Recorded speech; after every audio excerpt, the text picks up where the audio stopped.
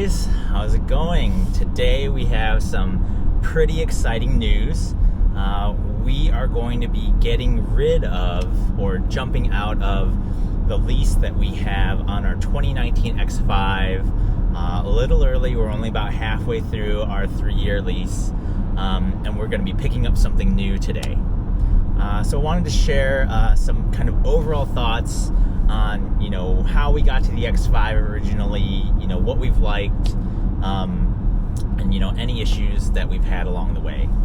And so, we really like the X5. This is, I would say, the benchmark in kind of the premium mid-size SUV category. It comes standard with a turbo 6-cylinder engine that's a little bit different than a lot of the competitors. Q7, GLE, those standard engines are like a 2-liter turbo 4-cylinder, so a little bit less power. And then, but the X5 starts with a 6-cylinder, so a little bit higher in price to start with, but I think a much smoother power delivery than those two cars with their base engines. Those are obviously available with, turbo 6-cylinder versions as well. But just something that kind of sets the X5 apart is that it kind of starts at that second tier versus, some of the competitors. And ride and handling. This is something that, not a lot of people really harp on, but, they just want it to be comfortable for the most part. And I would say that, BMW still has a bit of that magic when it comes to creating a vehicle where the ride quality is stable, composed, doesn't let a lot of small vibrations or, small bumps up into the cabin. So it's a very smooth driving experience. You get good handling. We do have the M Sport package, and so that does have adjustable dampers, and so you can put it in like a sport mode, sport plus mode, that can firm things up a bit or leave it in comfort. There's adaptive mode that, as the name would suggest, will adjust quickly to kind of whatever situation it thinks you're driving in. And so, from a drive standpoint, the X5 has been great. The ride can tend to be a little bit firm for some people, and there are obviously still, when there's bigger impacts, those still kind of come up through the cabin. It's a little bit stiff-legged maybe compared to something that's a bit more focused on just kind of comfort.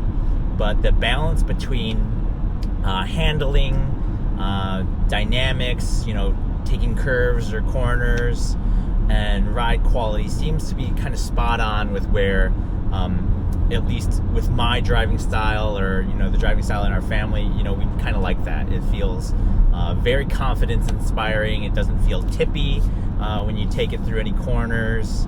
The brakes feel nice and firm. A good amount of bite when you initially press the brake pedal, but it's not grabby. It's not too sudden, and then just good overall. And so we've really liked that part of the BMW experience. And then the technology. The technology has been a little bit of a mixed bag, but overall, the level of technology and the infotainment system that debuted for this generation X5 was really kind of a step above where the systems had been prior. This generation of iDrive reintroduced touchscreen capability, and that is a big plus for a lot of people who may not want to use the iDrive. There's still iDrive and the knob and good buttons there. There's still great kind of balance of hard controls in the car. All the temperature and ventilation system controls are for the most part hard buttons. There is one button that it doesn't have, and that is the sync button to rematch all the temperatures in the cabin. And so that's something that isn't easily accessible, but again, you have a menu button to get back to the ventilation menu system where you can quickly select sync, or you can put it into the programmable buttons down at the bottom. And the programmable buttons, I think, are amazing. We, program one to just, start routing home for navigation. And so really like that system. Surprised more OEMs don't have kind of that full capability. I know that a lot of OEMs have like one button that you can like program for something specific, but BMW gives you 8 effectively.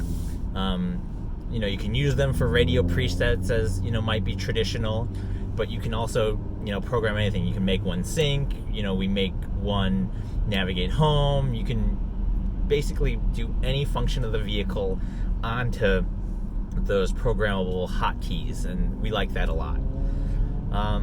There's wireless CarPlay, so no Android Auto as of yet. That is coming on the newer BMW builds. And the wireless CarPlay, nice in thought, but it left a little bit to be desired on execution. We found that it was a little bit finicky in its connectivity. Sometimes things would kick off, sometimes it wouldn't.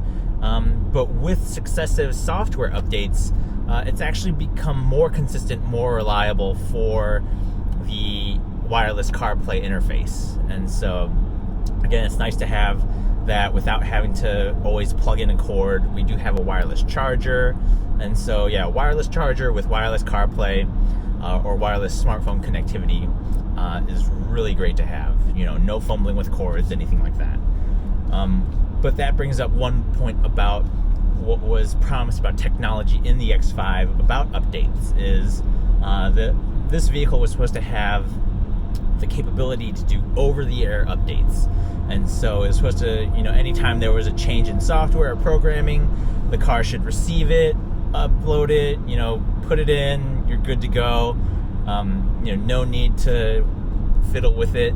And we haven't seen that happen yet in the year and a half that we've had the X5 right now.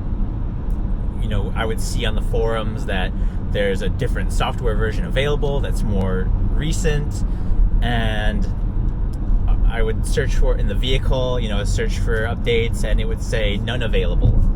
And so inevitably we'd have to wait until a dealer service visit, or maybe even a specific dealer visit to go get that software update. So one of the software updates we did have was timed with like our annual checkup that we did have that is still covered under BMW's ultimate kind of maintenance package. And so that was how we got the software update. So it didn't do it over the air as seamlessly as the automakers are hoping to intend it to be in the coming future. Some automakers are doing this a little bit better than others, right? But that's the way they're all moving. And so it's interesting to see that. Overall space. The X5, again, seems to be kind of the right size, not too big, not too small.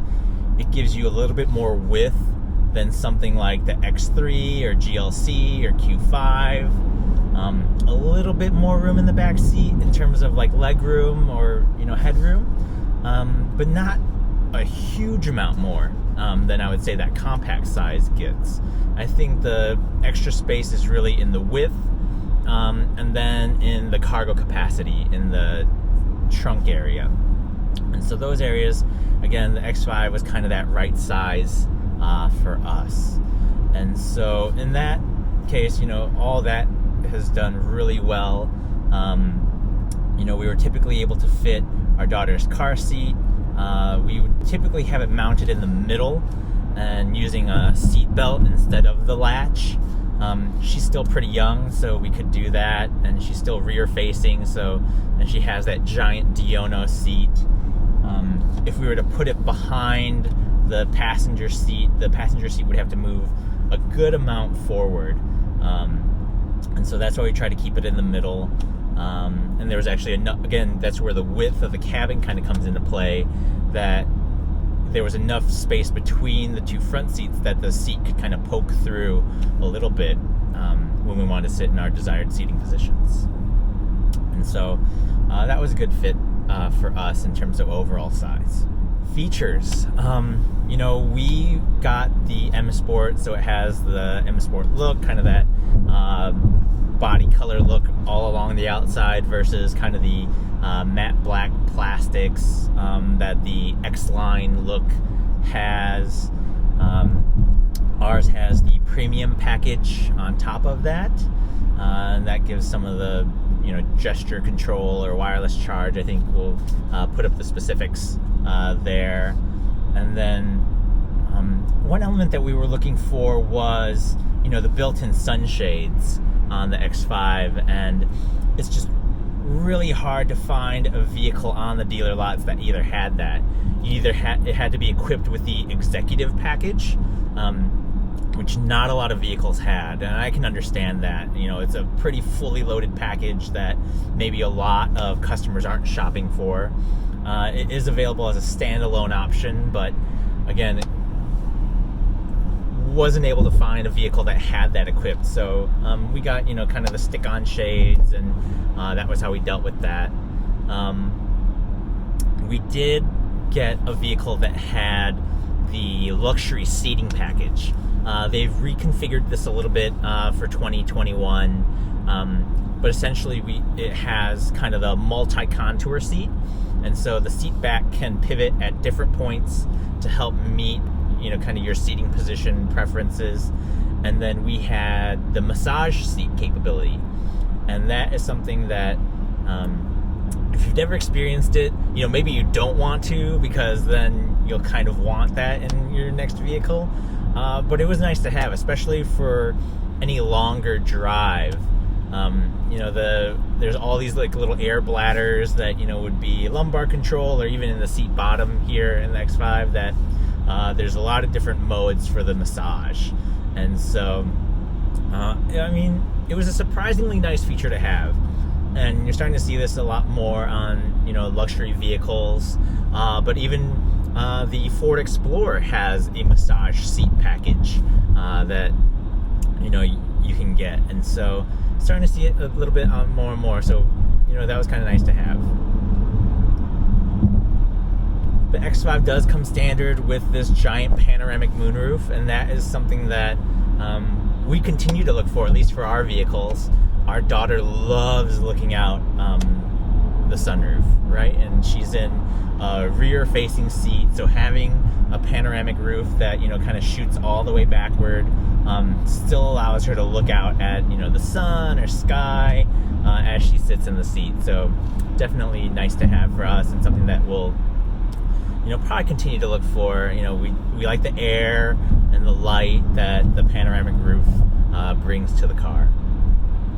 One technology or option that we didn't have that we were initially looking for was the adaptive cruise control package, or BMW calls, I think, the driving assistance plus package.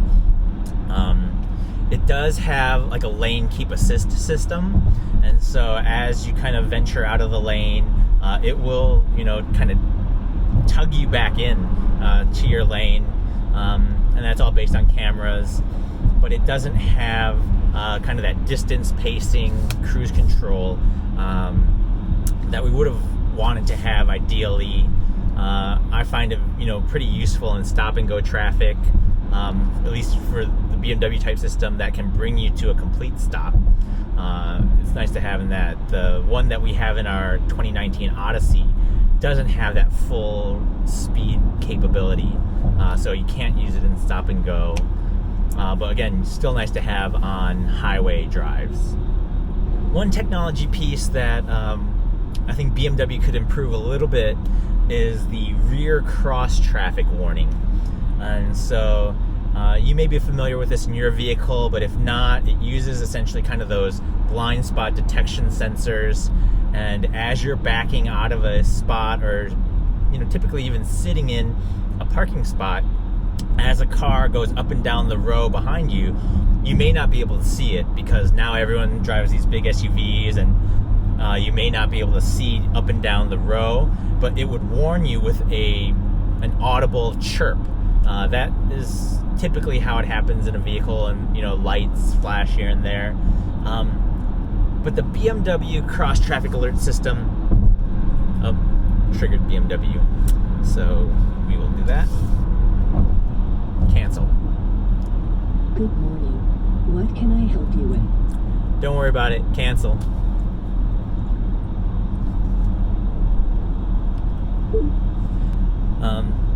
So the BMW cross traffic warning doesn't kind of give you that audible alert when you're sitting in your parking spot. Doesn't even flash. I've tried to safely engage the system when I would see, that there's a vehicle coming. I tried to start creeping out because I believe for the system in the X5, you need to be moving for it to alert you. But even with, knowing how the system, works and trying to get it to give me an alert in specific situations, I think I was able to get it to audibly alert me maybe once in the 18 months and nearly 10,000 or so miles that we had the vehicle. And so again, it may just be difference in kind of execution, but would have liked to have seen something that's more typical, that even when you're sitting and not moving in your parking spot, that it should kind of give you that audible or at least visual alert that cars are coming up and down the row. I don't want it to have to wait until, I'm moving, more than 5 miles per hour and already backing up, where then there might be a collision. And so would like to just see a difference in programming from the X5 on cross traffic. Everything else though has been great, and so you'll probably ask why get rid of it? We initially looked at seeing, so that may, we've liked the car, good technology, good drive. You're probably asking then, why get rid of it at this point? You're in a lease. Typically leases are very hard to end early, especially for BMW. So BMW will typically use a lot of their budget to increase the residual or the forecasted resale value of a vehicle to bring the lease program payments down. And so again, very attractive lease payments typically on any vehicle from the Bavarians. And so again, usually pretty difficult to jump out of a lease, but have been watching and throughout COVID have been seeing the reports of used vehicle supplies are low. Dealers need used vehicles specifically in the luxury segments, and so that used values were actually staying quite strong. And so I just started to look and do some analysis and see that compared to our lease buyout number or an early kind of termination number, the trade-in values were actually very strong. Typically you might be $4,000 or $5,000 below, the trade-in value might be $4,000 or $5,000 below what the lease balance or buyout value is, but we were seeing values that could potentially be even with that. And so just started to think, do we really need this car? It's the only car payment that we have right now. We do love it. We do drive it a lot for when we go out right now, but just start to see what could be possible with the high values that we see on the used end right now. And I went through Carvana, I went through Vroom, went through CarMax, and then I also used AutoNation and their kind of sell my car online bid process, and started to see pretty strong values. I will say that the AutoNation value, which we then confirmed at a local dealership, ended up being one of the strongest values that we saw on the car. And then went through the process on what we're getting, and gave that dealer an opportunity, since they we're hearing a lot of that chatter about dealers needing good used cars, and ours is pretty clean. Would they match that?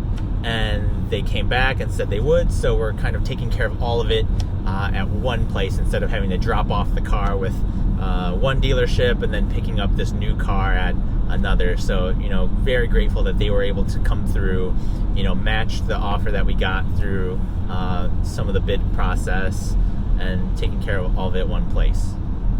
And so that was kind of the initial thoughts on could we get out of the lease early, and then came a point of about trying something new.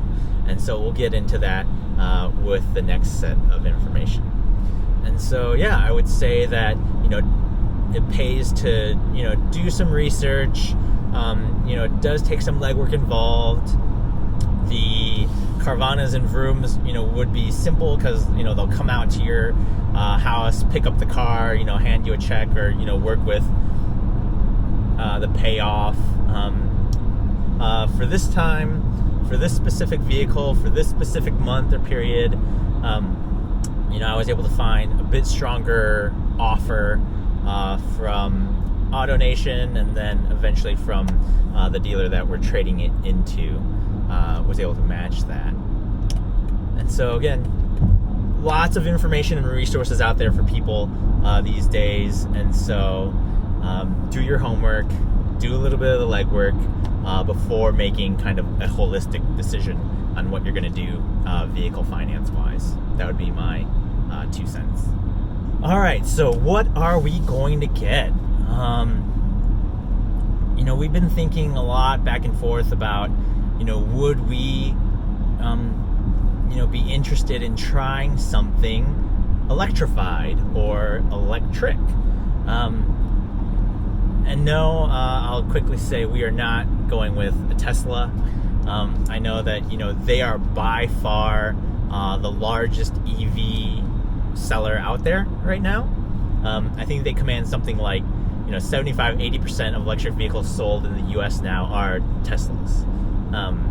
It was like Nissan Leaf was the first for the longest time.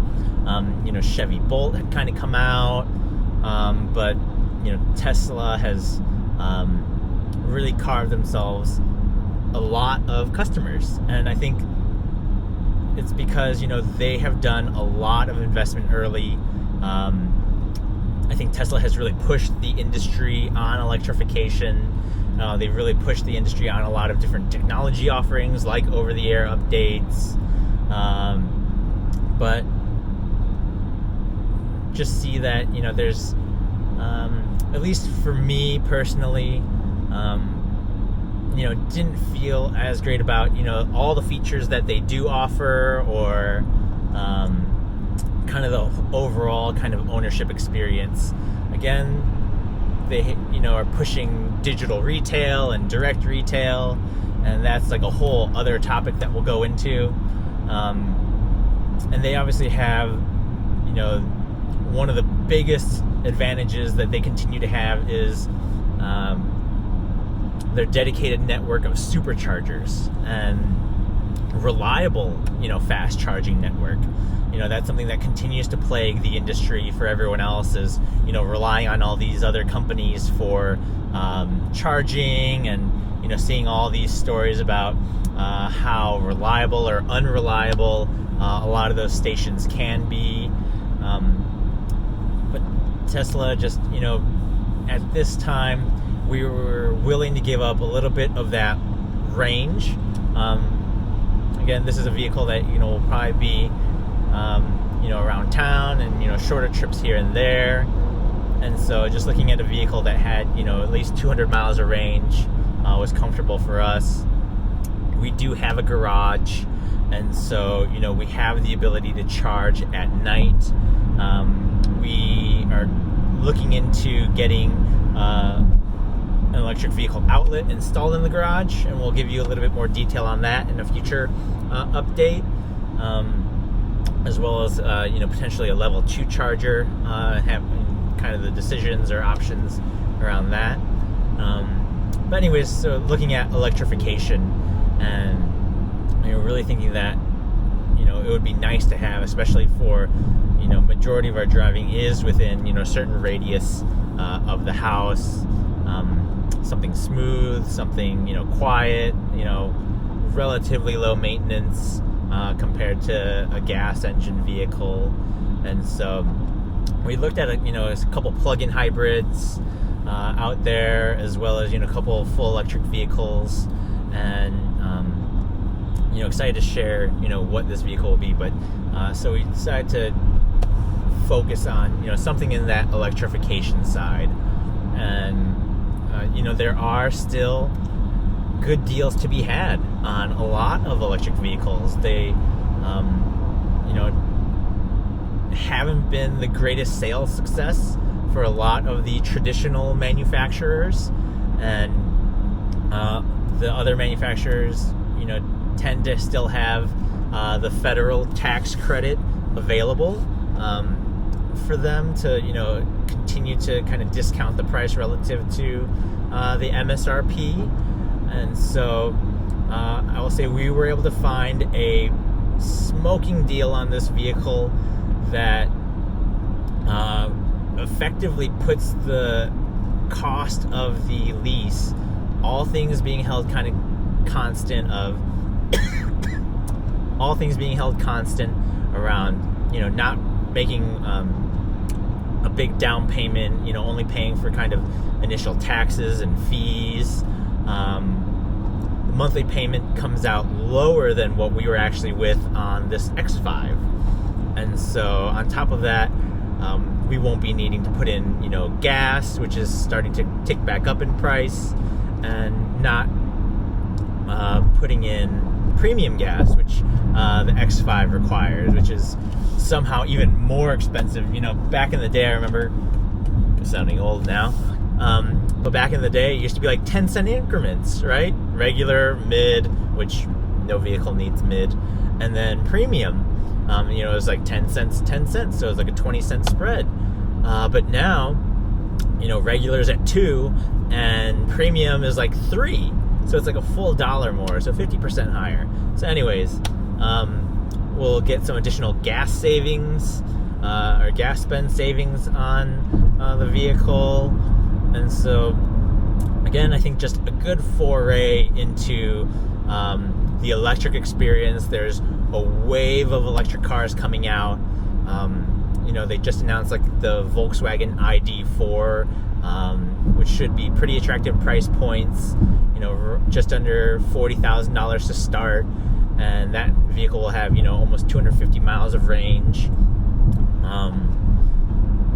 But yeah, just kind of had an opportunity that we saw to be able to dip our toes, I would say, into the electric pool, and so decided that now is as kind of good a time as any, good opportunity again to be able to walk away from the BMW lease without having to pay a lot of either negative equity or fees, as well as getting a pretty highly discounted lease on the vehicle that we're about to pick up. And so excited to kind of go down this journey and share what that transition is like, or what that experience is like, for those of you who may start to be interested, like we were, about what is different about driving an electric vehicle. What can you expect? What can you expect from a non-Tesla type vehicle, and what those OEMs, traditional OEMs, are doing on that front. And so we'll definitely have a lot more stories and updates on our electric experience around that. So yeah, we'll kind of sign off there, and next set we'll show you guys where we're at. Thanks. Bye.